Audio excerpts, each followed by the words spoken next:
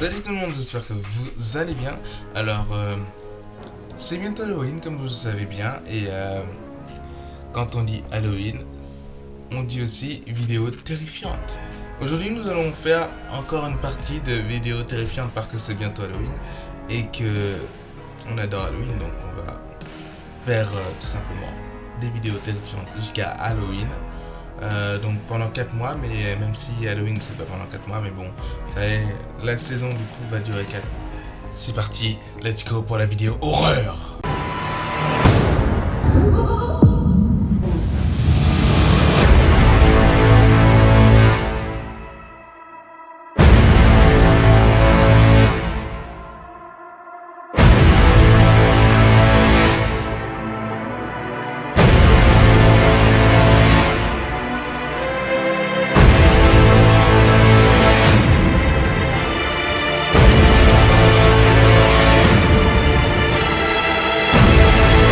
Donc comme avec vous, je vais découvrir cette histoire terrifiante qui s'appelle la maison de la mort. Alors la maison de la mort, c'est une maison qui est à New York. Il existe un très vieil immeuble de briques rouges surnommé la maison de la mort, qui est à New York. Cette somptueuse bâtisse, construite en 1874, fut par la suite divisée en plusieurs appartements qui abriteraient aujourd'hui pas moins de 22 esprits différents. Parmi les anciens locataires de cette maison, on peut compter le fameux écrivain Mark Twain, qui a vécu 1 an dans cette adresse et dont on peut aujourd'hui croiser le fantôme occasionnel accompagné d'un chat. LOL. Vraiment d'un chat, un fantôme d'un chat. Ok, donc je vous mets des images en même temps dans la vidéo, comme ça sera mieux. Donc de nombreux locataires de cette maison ont raconté y avoir vu d'inquiétantes expériences parmi eux Jan Bryan Bartel, une jeune actrice qui s'installa à cette adresse avec son mari en 1957. Dès le premier jour, Jan ressentit une étrange présence dans la maison. Elle se sentait comme observée. Ok, ouais, moi aussi je me sens observé juste là.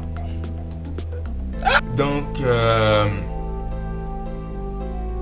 une nuit, alors qu'elle allait chercher de l'eau à la cuisine, elle entendit des pas derrière elle et puis elle se retourna, mais ne vit personne, ce qui est vraiment glauque, étrange.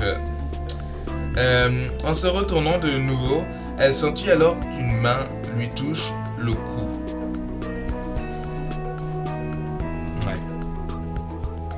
Ouais. Oh, c'est terrifiant. J'y crois pas du tout. Quand ce genre de phénomène se produit à différentes occasions, c'est bien que Jeanne commença à tenir un journal où elle relatait ses expériences.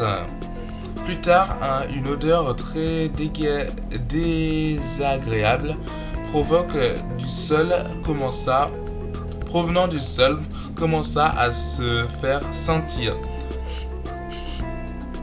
Un jour où elle était occupée à différentes tâches ménagères, Jan vit soudain apparaître une forme humaine, une ombre obscure dessinant la silhouette d'un homme de grande taille. Jan changea de pièce et poussa un cri effroyable. L'ombre était là aussi. Où qu'elle aille, cette ombre masculine la suivait. Jan tenta de tendre la main pour toucher cette ombre et elle sentit un froid glacial au bout de ses doigts. Elle décrivit plus tard que cette ombre comme une substance sans consistance. J'ai froid aux doigts et pour me réchauffer, n'hésitez pas aussi à vous abonner à mon compte Instagram. Que je vais mettre là, et puis à mon compte Facebook que je vais mettre là, et puis à mon compte Snap que je vais te mettre là. Et voilà. Donc j'en profite aussi pour faire de la petite pub. Et aussi, si mes blagues sont pourries, n'hésitez pas à le dire dans les commentaires. Et donc la suite, après quelques années, le couple décida finalement de partir, mais Jeanne écrivit que cette présence obscure la poursuivit durant le reste de ses jours, où qu'elle aille, cette ombre la suivait. Jeanne mourut dans d'étranges circonstances, on la soupçonne même de s'être suicidée. Son livre, Spindrift, Spray from a Psychic Child, a été publié par ses proches après sa mort. Elle y décrit les histoires terrifiantes qu'elle vit dans cette maison. Ok, bah bravo ma petite Elisabeth. Je t'adore. Même si je te connais pas, bravo. J'ai lu ton livre. Et ce qui est totalement faux.